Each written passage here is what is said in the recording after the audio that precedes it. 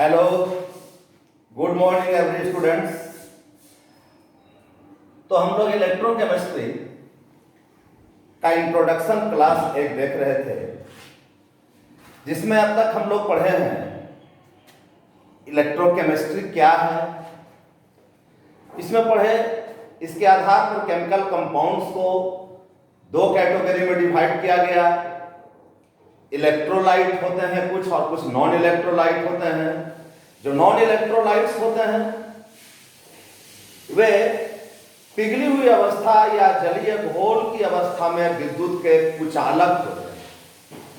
Sugar, urea ऐसे compounds non electrolytes होते हैं, विद्युत के कुचालक होते हैं। लेकिन इलेक्ट्रोलाइट्स वैसे केमिकल कंपाउंड्स को कहा जाता है जो पिघली हुई अवस्था या घोल की अवस्था में विद्युत के सुचालक होते हैं। और इलेक्ट्रोकेमिस्ट्री में यह बात भी पढ़े थे अब तक हम लोग कि जो इलेक्ट्रोलाइट्स होते हैं, जो विद्युत के कुछ सुचालक होते हैं अपने पिघली हुई अवस्था या जलीय घोल की अवस्था में, वैसे इलेक्ट्रोलाइट्स के ऐसे अवस्था में यदि इलेक्ट्रिक करंट पास किया जाए तो ये अपने कंस्टिट्यूएंट आयंस में डिसोसिएट हो जाते हैं। इसमें ऐसे यौगिकों में रासायनिक परिवर्तन हो जाता है और ऐसी घटना को ही इलेक्ट्रोलिसिस कहा जाता है, विद्युत अपघटन कहा जाता है। तो अब विद्युत अपघटन क्या है, इस बात को थोड़ा विस्तार से समझ लो। इलेक्ट्रोलिसिस, विद्युत अपघटन क्या है? ध्यान देना बच्चों, विद्युत अपघटन एक ऐसी प्रक्रिया है जिसमें किसी यौगिक की पिघली हुई अवस्था या घोल की अवस्था में विद्युत धारा प्रवाहित करके उसका अपघटन करा दिया जाता है। फिर से सुन लो इस बात को। किसी यौगिक की द्रवित अवस्था या घोल की अवस्था में विद्युत ऊर्जा की मदद से उसका अपघटन, उसका डिसोसिएशन कराने की प्रक्रिया को ही विद्युत अपघटन कहा जाता है। विद्युत अपघटन की प्रक्रिया जिस पात्र में कराई जाती है उस पात्र को विद्युत अपघटनी सेल कहते हैं, इलेक्ट्रोलिटिक सेल कहते हैं। जैसे NaCl का विद्युत अपघटन कराना है। कैसा NaCl? जो लिक्विड अवस्था में है। तो इस NaCl का इलेक्ट्रोलिसिस कराने पर क्या होगा, ध्यान दो। पहले तो इस बात का ध्यान रखना चाहिए कि इलेक्ट्रोलिसिस जिस पात्र में कराया जाता है उस पात्र को विद्युत अपघटनी सेल कहा जाता है, इलेक्ट्रोलिटिक सेल कहा जाता है। हिंदी में इसे ही कहते हैं विद्युत अपघटनी सेल। इस विद्युत अपघटनी सेल में किसी इलेक्ट्रोलाइट का मोल्टेन स्टेट ले लिया जाता है, लिक्विड स्टेट ले लिया जाता है। जैसे NaCl मोल्टेन लिक्विड फॉर्म में जब NaCl हो, इसका इलेक्ट्रोलिसिस कराना है तो इसमें NaCl का मोल्टेन स्टेट पिघली हुई अवस्था को ले लेते हैं। अब इसमें धातु के दो तार को, दो इलेक्ट्रोड को डुबो दिए जाते हैं। एक इलेक्ट्रोड जो बैटरी के धन ध्रुव से जुड़ा रहता है उसे धनोद कहते हैं और अंग्रेजी में इसे तो किसी को एनोड भी कहते हैं। दूसरा इलेक्ट्रोड जो बैटरी के ऋण ध्रुव से जुड़ा हुआ होता है इसे हिंदी में ऋणोद और अंग्रेजी में इसे ही कैथोड कहा जाता है। जब मोल्टेन NaCl में धनोद और ऋणोद के द्वारा विद्युत धारा प्रवाहित की जाती है तो NaCl का इलेक्ट्रोलिसिस हो जाता है, इसका विद्युत अपघटन हो जाता है। किस प्रकार होता है, ध्यान दो। NaCl लिक्विड का जब इसके अंदर जब इलेक्ट्रिक करंट प्रवाहित कराते हैं तो इसका विद्युत अपघटन हो जाता है, इलेक्ट्रोलिसिस हो जाता है और यह टूट जाता है अपने कंस्टिट्यूएंट आयंस में। जिन आयनों से मिलकर यह बना है वैसे अपने आयनों में डिसोसिएट हो जाता है। अब ध्यान देना है कि इलेक्ट्रोलाइटिक सेल में जब मोल्टेन NaCl का इलेक्ट्रोलिसिस हो रहा है, NaCl टूट गया अपने कंस्टिट्यूएंट आयंस में, इसमें Na+ जो धन आवेशित आयन होते हैं उसको धनायन कहा जाता है, अंग्रेजी में इसी को कैटायन कहा जाता है। जो ऋण आवेशित आयन है इसको ऋणायन कहा जाता है और अंग्रेजी में इसे ही एनायन कहा जाता है। धनावेशित परमाणुओं, धनावेशित आयनों को धनायन कहते हैं, ऋणावेशित आयनों को ऋणायन, अंग्रेजी में इसको एनायन कहते हैं। अब यह सोचना है कि ऐसा तो पहले NaCl मोल्टेन अपने कंस्टिट्यूएंट आयन में डिसोसिएट हो गया, लेकिन अब Na+ और Cl- जो आयन है इस घोल के अंदर कौन किधर की ओर आकर्षित होगा? इसके लिए भी आप लोग पहले से जानते हो कि समान आवेशों में विकर्षण होता है और असमान आवेशों में आकर्षण होता है। ऑपोजिट चार्जेज में अट्रैक्शन और सेम चार्जेज में रिपल्शन होते हैं। तो NaCl का Na+ आयन किधर की ओर जाएगा? Na+ आयन जाएगा किधर की ओर? कैथोड की ओर जाएगा। जबकि Cl- आयन किधर जाएगा? एनोड की ओर जाएगा, असमान आवेशों में आकर्षण होने के कारण। तो Na+ किस पर जाएगा? कैथोड पर जाएगा। कैथोड क्यों? क्योंकि वह ऋणात्मक इलेक्ट्रोड है। और यह कैथोड पर कौन जा रहा है? Na+ जो धनावेशित आयन है वह कैथोड पर जाता है और कैथोड पर क्या है? माइनस चार्ज का एक्यूमुलेशन है। यहां से यह एक माइनस चार्ज को यानी एक इलेक्ट्रॉन को, एक इलेक्ट्रॉन मीन्स टू से only one minus charge. You have already known about an electron. What is electron? You know, electron is one of the fundamental particle of an atom which bears unit negative charge, but its mass is nearly equal to 0. Electron कहने का मतलब क्या है?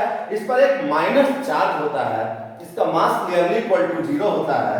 यह cathode पर जब जाता है Na+ तो वहां से एक माइनस चार्ज को, कैथोड से एक माइनस चार्ज को Na+ ले लेता है और इस प्रकार से यह एक प्लस और इसका एक माइनस चार्ज मिलकर 0 हो जाता है। अब इस पर कोई चार्ज नहीं होता और इस प्रकार से सोडियम मेटल इस कैथोड पर धीरे धीरे जाकर जमा होने लगता है।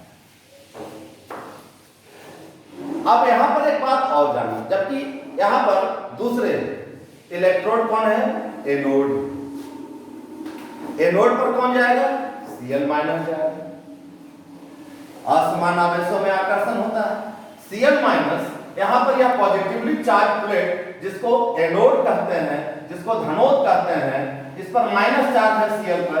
यह Cl- इस पॉजिटिवली चार्ज प्लेट एनोड से अट्रैक्ट होता है और एनोड पर आकर इस पर प्लस चार्ज है, इसके माइनस चार्ज को यह ले लेता है और एनोड पर यह अपना एक माइनस चार्ज यानी अपना एक इलेक्ट्रॉन खोकर क्लोरीन गैस के रूप में एनोड से बाहर निकलने लगता है। इस प्रकार से NaCl का, मोल्टेन NaCl का यदि इलेक्ट्रोलिसिस कराया जाता है तो सोडियम मेटल कैथोड पर डिपॉजिट हो जाता है, जबकि Cl- आयन एनोड पर जाकर क्लोरीन गैस के रूप में अपने इलेक्ट्रॉन को खोकर एनोड से होकर बाहर निकल जाता है। एक बात यहां पर और याद रखना चाहिए, ऑब्जेक्टिव टाइप क्वेश्चंस के रूप में कभी परीक्षाओं में पूछा जाता है कि ड्यूरिंग इलेक्ट्रोलिसिस के दौरान इलेक्ट्रोलाइटिक सेल के अंदर कैथोड पर और एनोड पर कौन सी क्रिया होती है? ऐसी दो तरह की क्रियाएं हैं, इलेक्ट्रॉनिक मेथड के आधार पर जानते हो। ये दो क्रियाएं ऑक्सीकरण और अवकरण होती है, ऑक्सीडेशन और रिडक्शन होता है। और according to electronic concept loss of electron is called oxidation, loss of electron is called oxidation. तो चूंकि एनोड पर इलेक्ट्रॉन का लॉस हो रहा है, इसलिए एनोड पर क्या हो रहा है, ऑक्सीडेशन की क्रिया हो रही है। बट गेन ऑफ इलेक्ट्रॉन और profit of electron is called reduction. So cathode पर क्या हो रहा है, रिडक्शन की क्रिया हो रही है। चूंकि कैथोड पर क्या हो रहा है, Na+ आयन के द्वारा इलेक्ट्रॉन गेन किया जा रहा है। तो gain of electron or profit of electron is called reduction. So you may say that at anode, at cathode, reduction takes place, while oxidation takes place at anode. सब बातों को, छोटी छोटी बातें हैं, लेकिन ध्यान पूर्वक इसको गेट बाय माइंड ही नहीं, गेट बाय हार्ट भी कर लेना है। और इस टोटल रिएक्शन को एक साथ भी जोड़ के लिख सकते हैं। तो क्या लिखेंगे, NaCl मोल्टेन और लिक्विड NaCl का जब इलेक्ट्रोलिसिस होता है तो क्या हो रहा है, इधर Na+ निकला और फिर ये प्रतिक्रिया में लग गया, Cl- निकला प्रतिक्रिया में लग गया।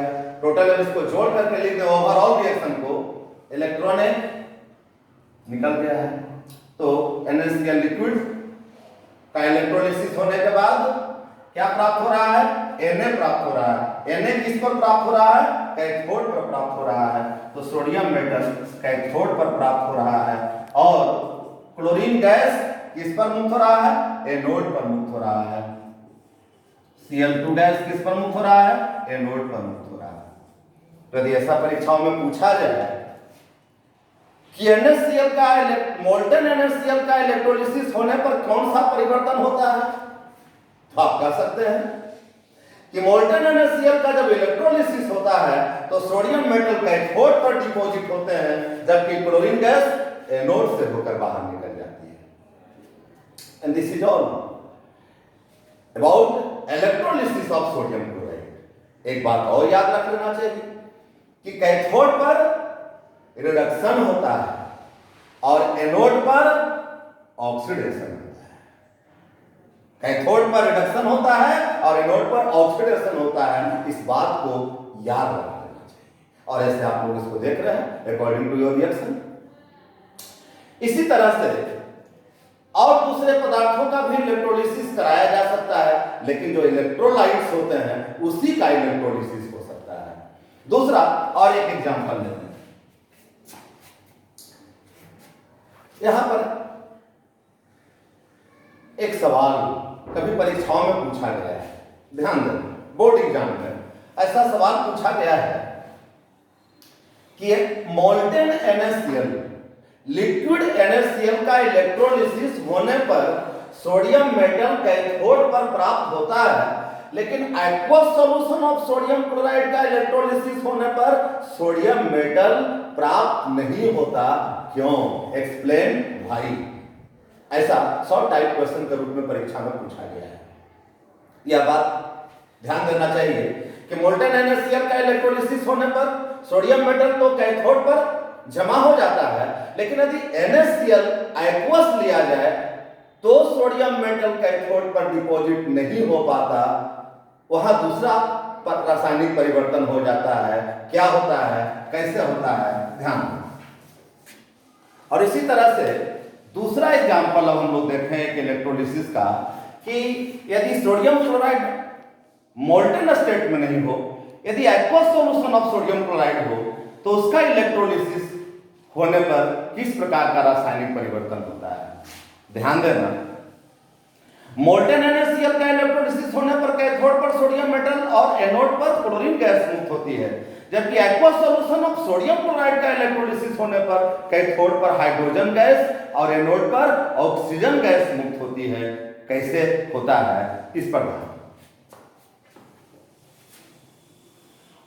Electrolysis of aqueous NaCl gives hydrogen gas at cathode and oxygen gas at anode. कैसे होगा, NaCl का इलेक्ट्रोलिसिस होगा तब ये हम कंप्लीट डिसोसिएट हो जाता है, इसका कंप्लीट डिसोसिएशन हो जाता है NaCl और Cl-। लेकिन एक्वस है, एक्वस मीन्स वाटर में बने सॉल्यूशन को एक्वस सॉल्यूशन कहते हैं। H2O वाटर, इसका इलेक्ट्रोलिसिस पूर्णतः नहीं होता, इसका इलेक्ट्रोलिसिस थोड़ा कम होता है, इसका डिसोसिएशन पार्शियल होता है, पार्शियल डिसोसिएशन होता है। और ऐसे इस पर दोनों तरफ थोड़ा बैलेंस करने में सुविधा होगा, इसलिए इसमें दोनों सब में दो दो से गुना करते रहना है। अब ध्यान दो कि कैथोड पर कौन जाता है, इसका H प्लस जाता है। कैथोड पर कौन जाएगा, कैटायन जाएगा, धनायन जाएगा। धनायन कैथोड पर जाता है, कैथोड से 2 इलेक्ट्रॉन को ग्रहण करके, क्योंकि 2 प्लस चार्ज है, 2 प्लस चार्ज को न्यूट्रलाइज करने के लिए 2 माइनस चार्ज चाहिए, 2 इलेक्ट्रॉन चाहिए, और इस प्रकार से यह न्यूट्रलाइज होकर के हाइड्रोजन गैस के रूप में कैथोड पर मुक्त हो जाता है, जबकि एनोड पर या Cl माइनस 2Cl माइनस है, तो यह 2 इलेक्ट्रॉन को लॉस करके और एनोड पर मुक्त हो जाता है। बाकी इसमें Na प्लस और OH माइनस आयन जो बचे रहते हैं, यह घोल में इलेक्ट्रिक कैरियर का काम करते हैं, विद्युत धारा के संवाहक का काम करते हैं। ये कैथोड और एनोड पर डिपॉजिट नहीं होते हैं। इस तरह से NaCl एक्वस का जब इलेक्ट्रोलिसिस होता है तो क्या हो रहा है, हाइड्रोजन गैस कैथोड पर और एनोड पर क्लोरीन गैस मुक्त हो जाती है, जबकि यह 2Na प्लस और जो Na प्लस और OH माइनस आयन है, ये NaCl के जलीय घोल के अंदर विद्युत धारा के संवाहक का, कैरियर का काम करते हैं। अब आप चाहें तो इस रिएक्शन को टोटल जोड़ करके भी लिख सकते हैं, 2NaCl प्लस 2H2O, ये 2H plus 2Cl minus 2Cl minus, ऐसे इसको तोड़, अब इसको एक साथ जोड़ दें और इसका इलेक्ट्रोलिसिस, तो इसके इलेक्ट्रोलिसिस से बन रहा है H2 gas plus Cl2 gas और प्लस इसमें Na प्लस और OH माइनस, ये इस घोल के अंदर Na प्लस और 2NaOH भी ऐसे लिख सकते हैं, 2NaOH, इसमें 2 Na प्लस और 2 OH माइनस, ये विद्युत धारा के संवाहक का काम करते हैं। मुख्य रूप से कैथोड पर मुक्त हो रहा है इसमें कौन, हाइड्रोजन गैस, और एनोड पर क्लोरीन गैस मुक्त होता है। तो इस तरह से अब हम लोग दोनों रिएक्शन को ऐसे दिखा करके एक बात सिर्फ लिखना है, इस प्रकार से NaCl के जलीय घोल का विद्युत अपघटन कराने पर सोडियम धातु कैथोड पर मुक्त नहीं होता, जबकि कैथोड पर हाइड्रोजन और एनोड पर क्लोरीन गैस मुक्त होती है, जबकि मोल्टेन NaCl का इलेक्ट्रोलिसिस कराने पर सोडियम मेटल कैथोड पर मुक्त हो सकता है। और भी कुछ एक एग्जाम्पल इसमें लेते हैं, एक एग्जाम्पल और देख लो। और ऐसा सवाल भी रहता है कि कोई कंपाउंड, कोई इलेक्ट्रोलाइट दिया हुआ है, मोल्टेन स्टेट में हो या एक्वस सॉल्यूशन हो, तो उसका इलेक्ट्रोलिसिस कराने पर कौन से रासायनिक परिवर्तन होंगे। ऐसा देखोगे आप लोग अपने किताब में, जब अपने बुक्स में एक्सरसाइज, तो ऐसा बहुत सारा क्वेश्चन एक्सरसाइज के लिए भी मिलेगा। और जैसे एक एग्जाम्पल ले रहे हैं कि एक्वस H2SO4 का इलेक्ट्रोलिसिस होने पर क्या होगा। एक एग्जाम्पल फिर देखो, electrolysis of H2SO4 aqueous. Aqueous को ऐसे एक्यू भी लिख सकते हैं, एक्यू मींस एक्वस, H2SO4 का जलीय घोल। इसका इलेक्ट्रोलिसिस कराते हैं तो H2O का इलेक्ट्रोलिसिस होता है, H2O का इलेक्ट्रोलिसिस होता है। पहले तो ऐसे देख लो कि यह, लेकिन इलेक्ट्रोलिसिस एसिड मीडियम में होता है। H2SO4 पहले टूट जाता है, कंप्लीट डिसोसिएशन इसका होता है, 100% डिसोसिएशन हो जाता है H प्लस और SO4 माइनस माइनस में। अब यह H2O का भी डिसोसिएशन होता है 2H प्लस और plus 2OH minus. 2H plus किस पर जाएगा?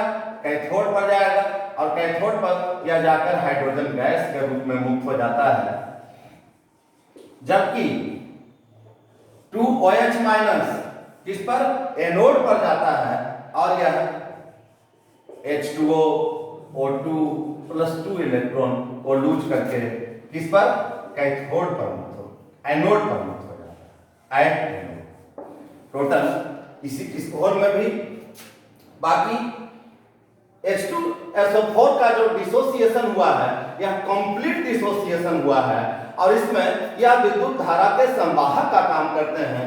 इसी का जो एक्वस पॉइंट है, जो जलीय घोल है, उसका इलेक्ट्रोलिसिस होता है, या इसको ऐसे समझ सकते हैं कि H2O का इलेक्ट्रोलिसिस यहाँ पर किस माध्यम में हुआ है?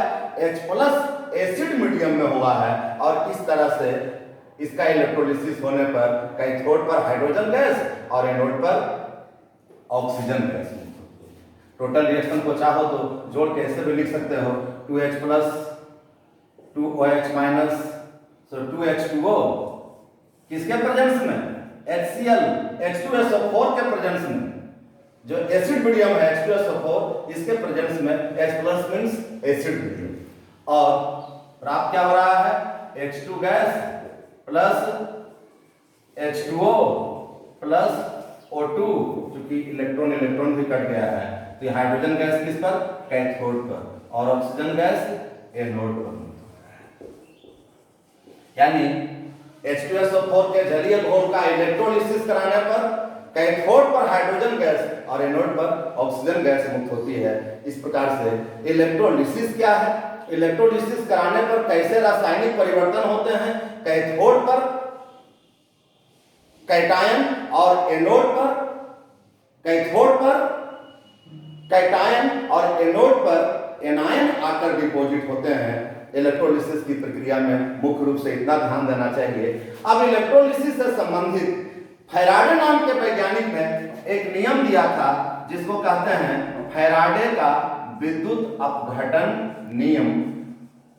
तो इसको हम लोग अब अगले दिन देखेंगे, फैराडे लॉ ऑफ इलेक्ट्रोलिसिस। जैसा कि आप लोग को बता चुके हैं, कुछ तकनीकी बाधा के कारण अब क्लास अल्टरनेट आप लोग का दे रहे हैं, तो अगले लेक्चर में हम लोग फैराडे का विद्युत अपघटन नियम पढ़ेंगे। लेकिन इसके पहले जितनी बात बता चुके हैं ध्यान से याद रखिएगा, ये सब फंडामेंटल पॉइंट्स है इलेक्ट्रोकेमिस्ट्री का।